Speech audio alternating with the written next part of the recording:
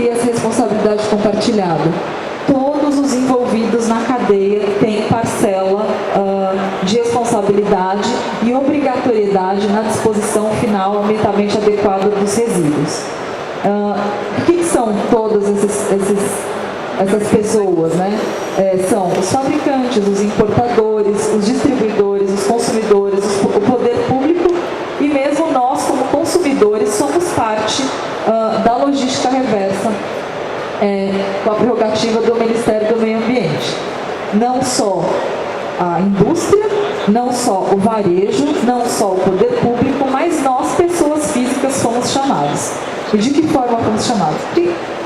Agora, inicialmente, falando, olha, o consumidor é parte da logística reversa. O consumidor é parte da responsabilidade compartilhada do sistema de logística reversa.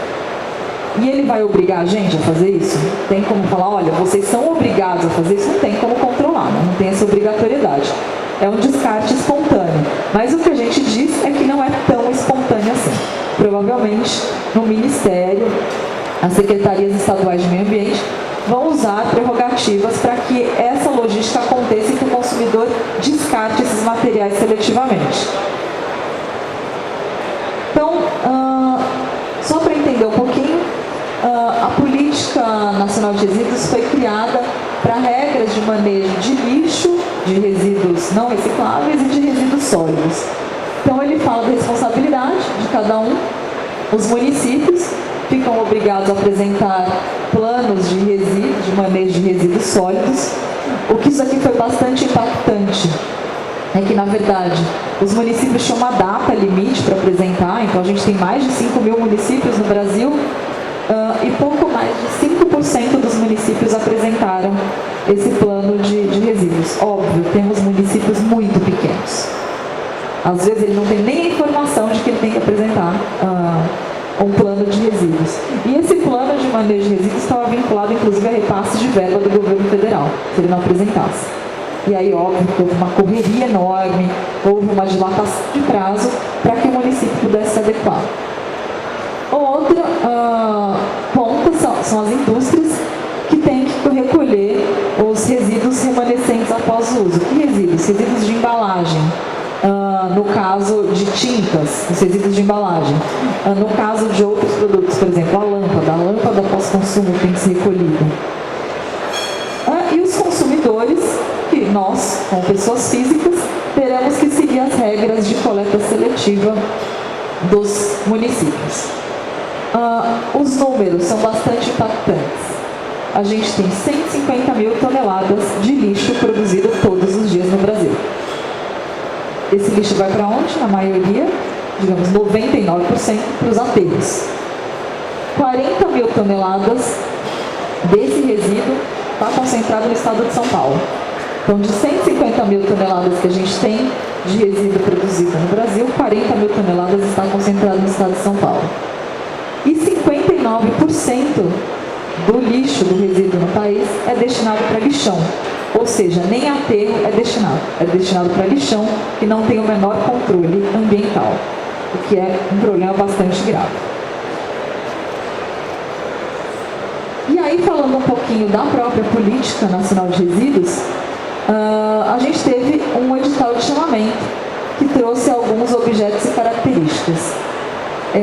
A gente tem obrigação das embalagens que compõem a fração seca do resíduo sólido urbano. Que tipo de embalagem? Todos os tipos de embalagem. Embalagem flexível, embalagem plástica, embalagem de alumínio, embalagem de aço, embalagem de papel, embalagem multicamada, qualquer tipo de embalagem foi chamada para a Política Nacional de Resíduos. Ele fala que a gente deve definir um sistema de logística reversa que contemple a etapa do ciclo de vida dos produtos. O que significa isso? Significa que a gente tem que contemplar toda a fase, desde a extração da matéria-prima para a fabricação daquele produto até a etapa final do descarte pelo consumidor. Então a gente tem que trabalhar muito forte quando ele fala em ciclo de vida. O que ele quer dizer no final hoje é economia circular. O que você vai fazer em prol da economia circular? Ele fala que a gente tem que ter inclusão das entidades representativas E responsabilidade compartilhada. Entidades representativas são signatários das políticas, tanto as estaduais quanto as políticas federais, somente associações de âmbito federal. No caso das políticas estaduais, a gente pode, em alguns casos, apresentar também associações e sindicatos de âmbito estadual. E aí ele fala que a gente tem que criar também o método para avaliação dos impactos sociais e econômicos da logística reversa do material. De que forma isso impacta? Impacta a cadeia toda, inclusive varejo. O varejo sempre fala, eu tenho alguma coisa a ver com isso? Tem tudo a ver com isso. O consumidor fala, eu tenho alguma coisa a ver com isso? Você tem tudo a ver com isso. Né? E a gente vê que, na verdade, nós como consumidores nem sabemos que a gente tem uma prerrogativa de descarte seletivo do produto pós-consumo. Ele fala de alguns requisitos mínimos da própria lei, que a gente tem que falar descrição em etapas pelo ciclo de vida, como que vai ser feita a operacionalização desse sistema de logística reversa, e isso inclui muito fortemente o varejo, obviamente, porque o varejo é a ponta que a gente tem de contato com o consumidor final. Eu estou lá na ponta de trás, eu sou fabricante de embalagem. Se eu sou fabricante de embalagem, que interface que eu tenho com o consumidor final? O varejo. O consumidor final, ele nem entende o que é aquela embalagem. Essa embalagem, beleza. Ele não vai chegar lá nessa embalagem e falar, olha, essa embalagem foi produzida por tal pessoa, com raras exceções. Eu acho que a embalagem que tem mais interface com que o consumidor reconhece, essa é Tetra Pak. Né? Tetra Pak, ele sabe o nome da empresa. Essa embalagem é Tetra Pak. Mas a maioria das outras embalagens não tem nem noção de quem produziu e como aquela embalagem chegou ali. Então, a interface que a gente tem de fato é o varejo. Ele fala de indicação de parcerias, indicação de órgãos públicos que estejam encarregados de alguma etapa na logística reversa, como que o consumidor vai participar e como vai ser o engajamento desse consumidor, descrição de mecanismos de ações educativas, que isso também tem tudo a ver com o varejo, e avaliação dos impactos sociais e econômicos. Responsabilidade do varejo. Ele fala da responsabilidade compartilhada pelo ciclo de vida. Portanto, o varejo tem responsabilidade em relação à lei. O que a gente tem hoje dentro do termo que a gente tem junto com o Ministério do Meio Ambiente é que a gente tem a Anamaco como signatária do termo. Né? Termo de latas de aço, a Anamaco é uma das signatárias. E o setor, obviamente, o varejo, tem que apresentar linhas para atendimento da Política Nacional de Resíduos Sólidos. Isso tem que ser construído em responsabilidade compartilhada com a cadeia. A Anamaco por si só, ou a ABASO por si só, a Abrafat, enfim, qualquer outra associação, não tem a prerrogativa de apresentar um projeto próprio sem a responsabilidade compartilhada da cadeia. Então, eu, como ABASO, poderia apresentar um projeto, mas esse projeto ele não teria valor junto ao Ministério do Meio Ambiente, porque ele não tem a cadeia de responsabilidade compartilhada como um todo. Falando especificamente de logística reversa, então, o consumidor, se a gente fosse falar puramente da logística reversa, como que ela funcionaria, como que ela se daria? Eu, Thaís, vou a uma loja de material de construção, compro uma lata de tinta, uso essa tinta na minha casa. Vou devolver a lata de tinta, pelo conceito puro e simples de logística reversa, eu teria que devolver essa lata de tinta na mesma loja que eu comprei. Essa loja de tinta deveria devolver essa lata para o distribuidor da qual ela retirou. O distribuidor devolveria essa lata para a indústria que invasou aquele produto. Aquela indústria que invasou o produto devolveria essa lata para a indústria fabricante de embalagem e a indústria fabricante de embalagem levaria essa lata para revalorização ou para reciclagem. Qualquer forma de revalorização, reciclagem orgânica, energética que seja. Isso tudo traria uma oneração muito grande para a cadeia. E é óbvio que a política vem justamente trazer essa prerrogativa, da gente trazer um conceito de logística reversa que envolva tudo isso, mas que de forma muito mais simples para o consumidor. Ele pode devolver em qualquer rede de varejo. Essa rede de varejo ela tem que estar vinculada a algum programa. Esse programa devolve essa embalagem, que vai ser selecionada, vai para a reciclagem e devolve para a indústria. Tá? Então, óbvio, os programas eles têm que ser facilitadores. E é por isso que o conceito de logística reversa na política nacional, diz que é um conjunto de ações, procedimentos e meios destinados a viabilizar a coleta e a restituição de resíduos sólidos para o setor empresarial. Então, não é para a gente trabalhar o conceito de logística reversa pura e simples, que esse conceito seria muito oneroso para as cadeias.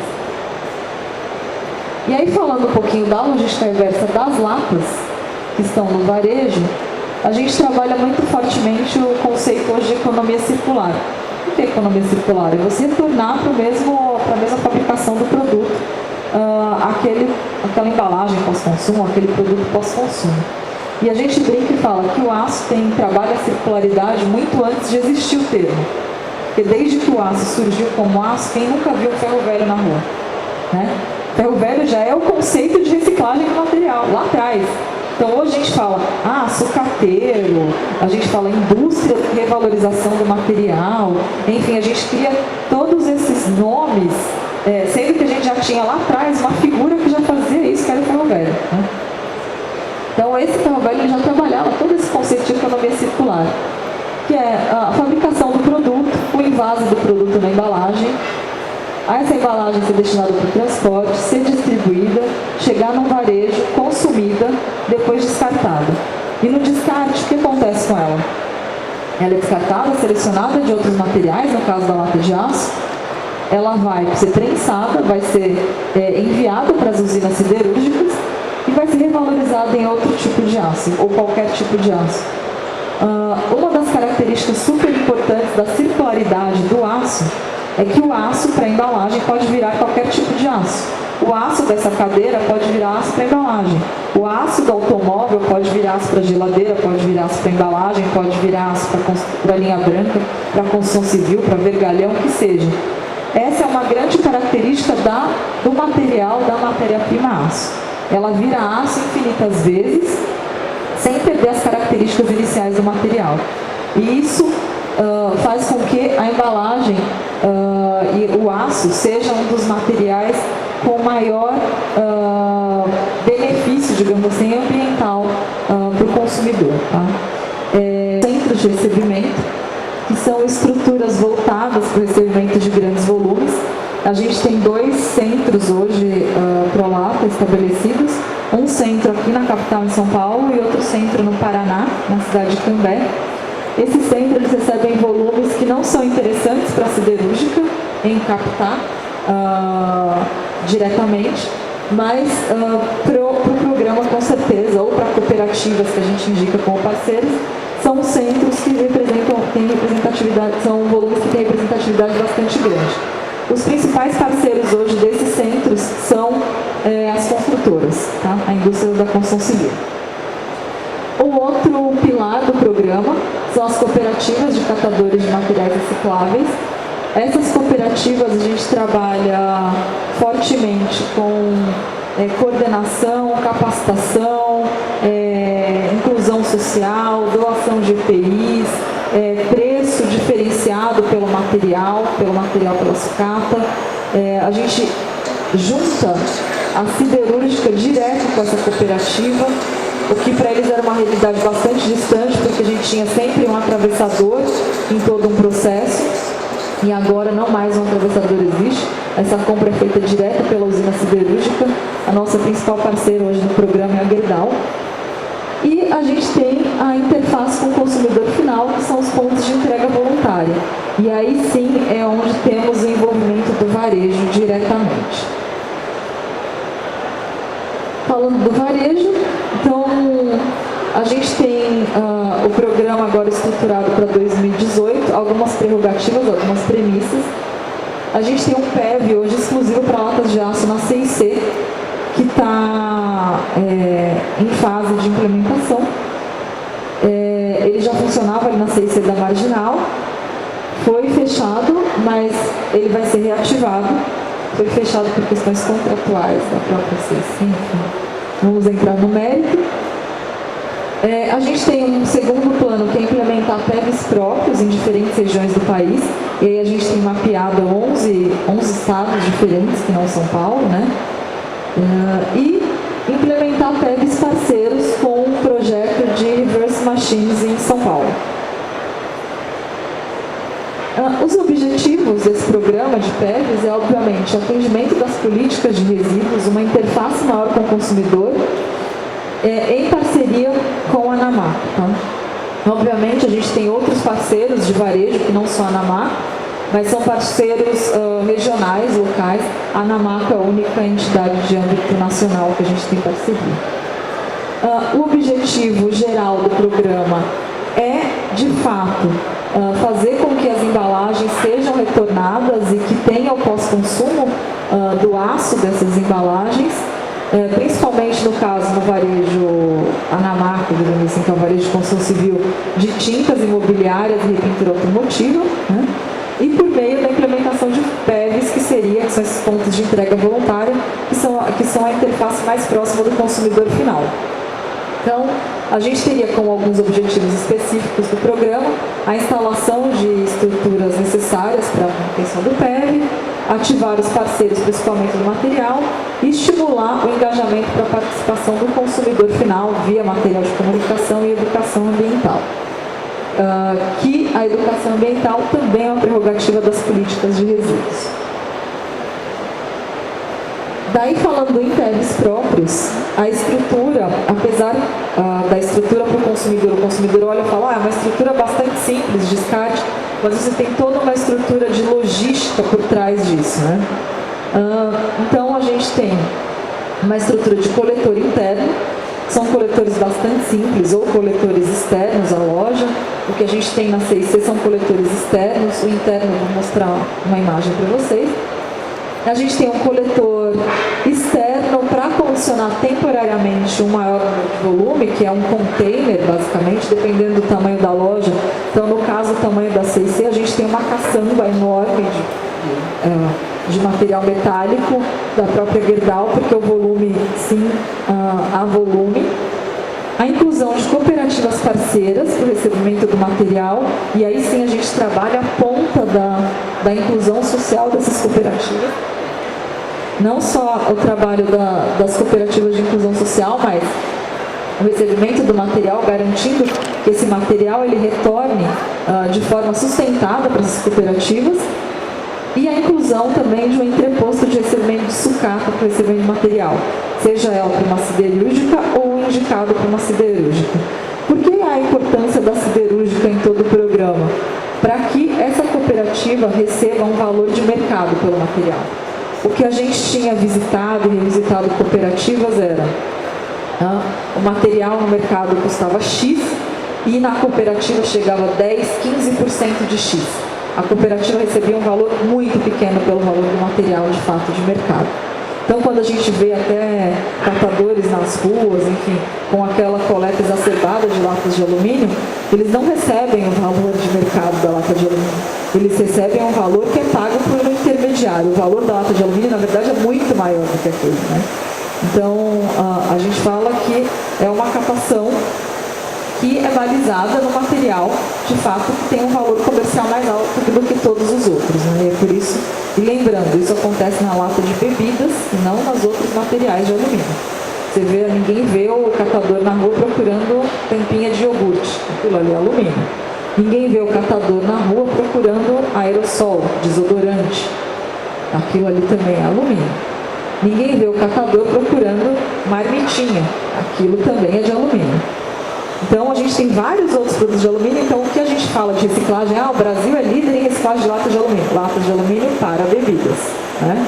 Não em todas as latas de alumínio, nem todas as embalagens de alumínio, infelizmente. Então, falando em PEVs próprios, a gente tem uma estrutura bastante simples, que seria uma entrega na revenda, a logística desse material ou para uma cooperativa parceira ou para um entreposto diretamente, e depois esse material sendo entregue na siderúrgica. Tá?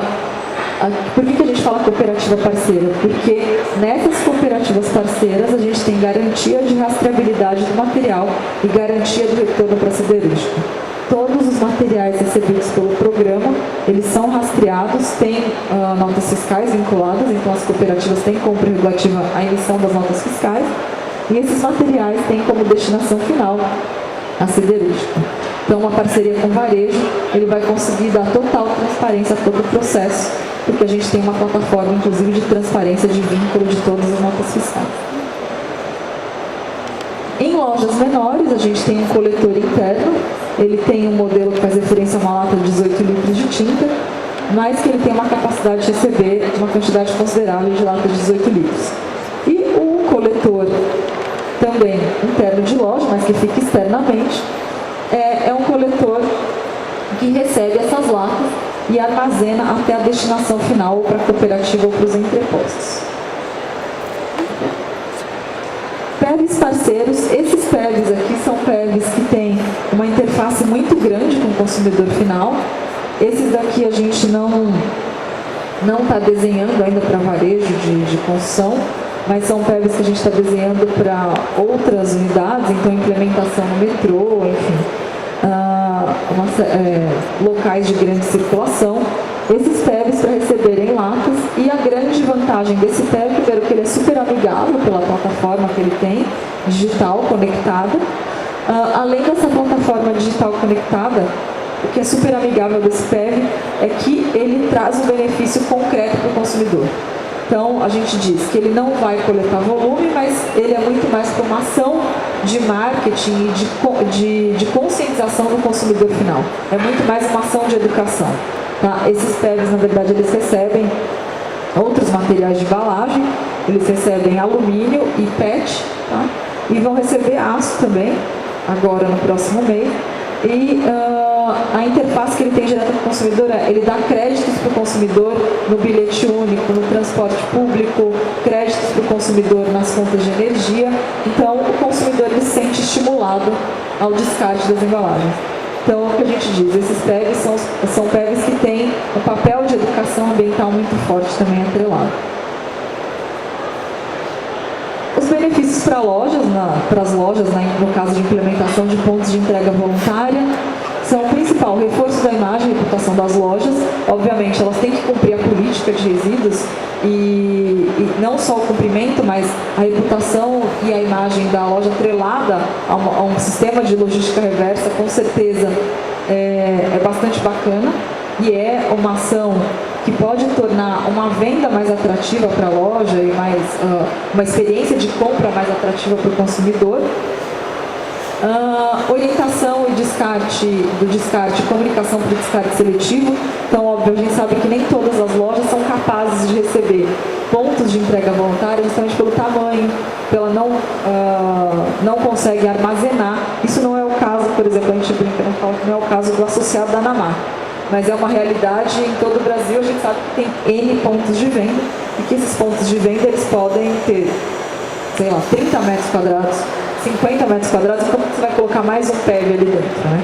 Não cabe. Mas ele tem que ter uma orientação para o descarte, ele tem que ter um material de comunicação para o descarte, para orientar o consumidor onde ele pode descartar, em que local ele vai descartar isso, né? E outro benefício é que a iniciativa vai ser amplamente divulgada, tanto pelas mídias da Abeaça e a Grafat, e aí também pelas assessorias de imprensa. Mais benefícios, a melhoria de relacionamento com a comunidade, porque obviamente a gente sempre tenta engajar as comunidades do entorno das lojas, fazer uma sensibilização dessas comunidades. Além disso, tenta engajar, no caso de comunidades mais distantes ou na periferia, tenta colocar as cooperativas que estão incluídas naquela comunidade para fazerem o trabalho nas lojas, com a relação de doação de materiais, de resíduos sólidos pós-consumo. A possibilidade da realização de promoções, então o consumidor ele devolve a lata pós-consumo e recebe um desconto no produto na loja, e a aproximação do cliente com o ponto de propiciando o aumento de fluxo na loja. Isso, na verdade, a gente estudou bastante, entendeu que isso funcionava muito bem fora do país. E aqui, se a gente trouxer um benefício para o consumidor, seja ele um desconto, seja ele um desconto na própria loja, um desconto em algum outro produto, como no caso do bilhete único, ou no caso de uma conta de energia, de uma conta de gás, com certeza o consumidor se sente estimulado à devolução do material de embalagem. As contrapartidas das lojas são bastante simples, na verdade, a cessão do espaço, disponibilizar a área de comunicação quando tiver o espaço para implementação de PEVs, possibilitar um módulo de treinamento para os colaboradores das lojas e disponibilizar um espaço para colocação do container para retirada de sucatas na parte externa ou interna da loja, tá? De acumulação. Era isso que eu tinha para dividir com vocês e deixo aberto para perguntas e dúvidas. Mas qual que é a principal meta do programa? E quando vocês acham que vão atingir essa? Bom, a nossa principal meta é conscientizar o consumidor para o descarte seletivo. A gente já tem todo um programa, todo um lastro de reciclagem e revalorização do material, que não é uma realidade para outros materiais e para outras cadeias. Então a gente já tem uma cadeia super estruturada que é a própria usina siderúrgica. Digo que a principal meta da gente é conscientizar o consumidor que aquela embalagem ela tem um fluxo diferente das demais e que ela tem que ser revalorizada. Como metas quantitativas, junto ao Ministério do Meio Ambiente e junto aos estados, a gente tem uma meta de redução de 22% de embalagens na primeira fase que chegam aos aterros. Tá? Isso significa que a gente tem uma meta de 50 mil toneladas ano de revalorização de latas. Países mais evoluídos, se for comparar, esse número é satisfatório? Esse número é super satisfatório. A gente tem hoje no Brasil um índice de reciclagem já bastante alto quando a gente se compara com outros materiais de embalagem. O índice de reciclagem das latas de aço pós-consumo é quase 50%. Se a gente considerar cadeias de plásticos como um todo, é 20%, 22%.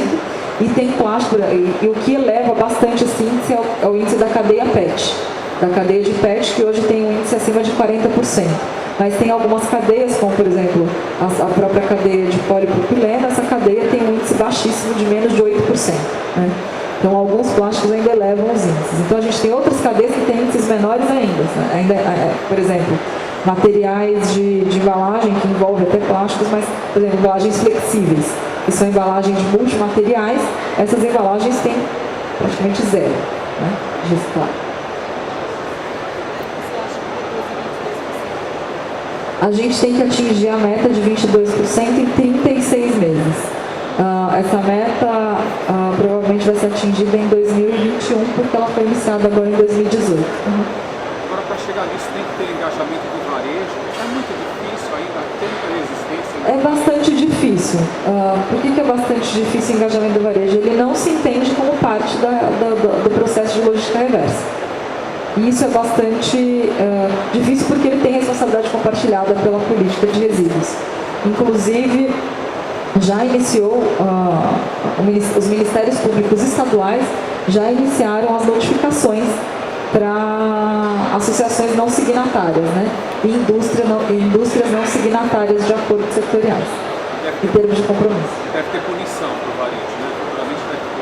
Punição não só para o varejo, mas tem punição para toda a cadeia de responsabilidade, tá? Responsabilidade compartilhada. Então, a gente tem multa, enfim, tem uma série de coisas. Inclusive, a própria política de resíduos ela é vinculada ao Código Penal na parte de lei de crimes ambientais. Ela pode levar à reclusão. Então, se não for cumprida, pode levar. E é por isso que os ministérios públicos estão dando em cima agora. Já tem diversos estados que já iniciaram ações. Rio Grande do Sul, Mato Grosso do Sul, o próprio estado de São Paulo, agora mais recentemente a Baixada Santista, inclusive chamando o lojista e a rede de varejo, eles entendem que é a ponta principal, então já tem um chamamento nesse sentido.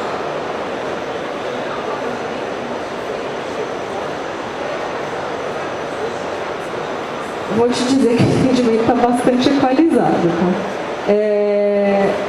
O entendimento ainda é pequeno em relação ao problema que a gente tem de logística reversa, mas depende da rede de varejo. Então, por exemplo, a gente foi fazer uma visita numa rede de varejo no Nordeste e essa rede já tinha o programa bastante estruturado. Ela já tinha constituído internamente a loja, né?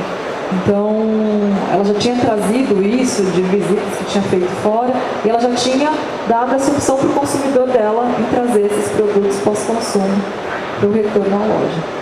Então, depende da conscientização da própria loja.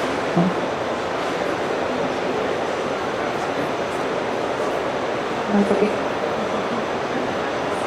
Então, muito obrigada. Boa tarde, boa feira para vocês.